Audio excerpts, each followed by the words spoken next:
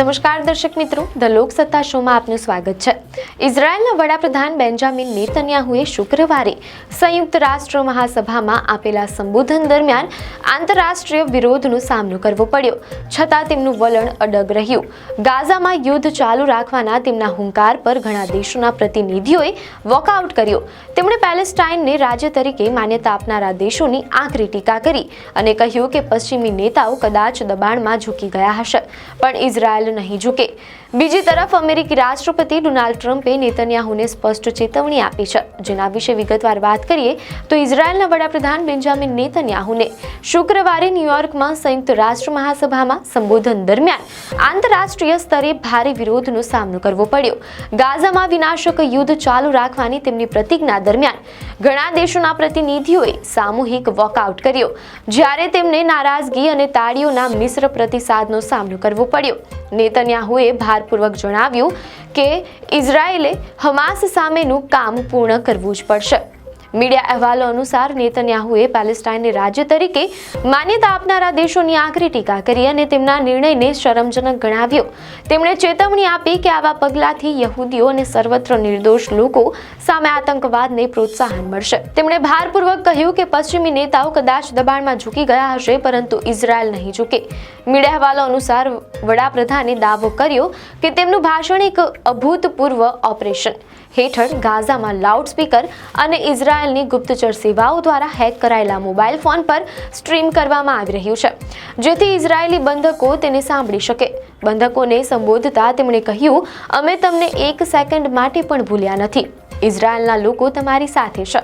હમાસને સીધો સંદેશ આપતા નેતન્યાહુએ કહ્યું, તમારા હથિયારો નીચે મૂકી દો, મારા લોકોને જવા દો. જો કે મીડિયા અહેવાલો અનુસાર નેતન્યાહુ ઇઝરાયેલના ભૂતપૂર્વ સંરક્ષણ મંત્રી યોઆવ ગેલન્ટ સાથે આંતરરાષ્ટ્રીય ક્રિમિનલ કોર્ટ ICCમાં યુદ્ધ અપરાધના આરોપોનો સામનો કરી રહ્યા છે. મહાસભામાં તેમનું સંબોધન આંતરરાષ્ટ્રીય સમુદાયના સૌથી મોટા મંચ પર પોતાના પક્ષની રજૂઆત કરવાની તક હતી.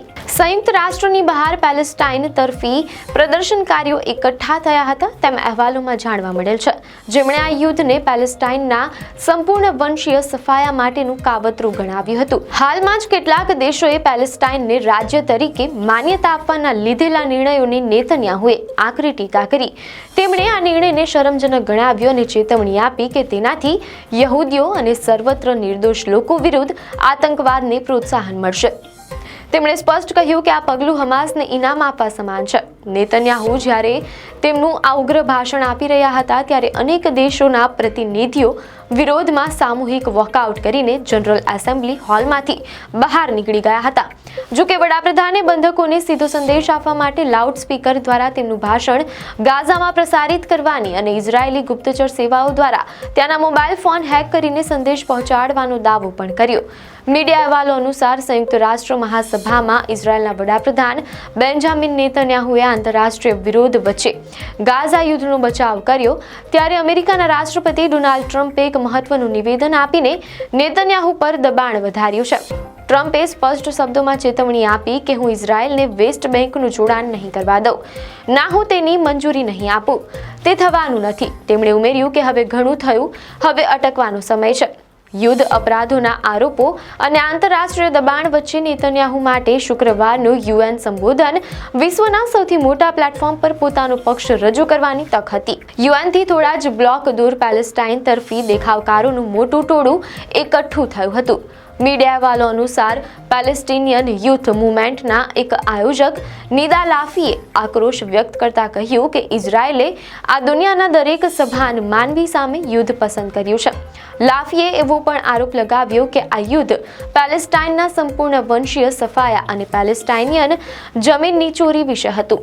સંયુક્ત રાષ્ટ્ર મહાસભામાં ઇઝરાયેલના વડાપ્રધાન બેન્જામિન નેતન્યાહુએ સામૂહિક વોકઆઉટ વચ્ચે પણ ગાઝામાં વિનાશક યુદ્ધ ચાલુ રાખવાનો અડગ હુંકાર કર્યો. પેલેસ્ટાઇનને રાજ્ય તરીકે માન્યતા આપવાના નિર્ણય ઉપર આક્રોશ વ્યક્ત કરવો અને તેને શરમજનક ગણાવીને આતંકવાદને પ્રોત્સાહન આપવા સમાન ગણાવવો.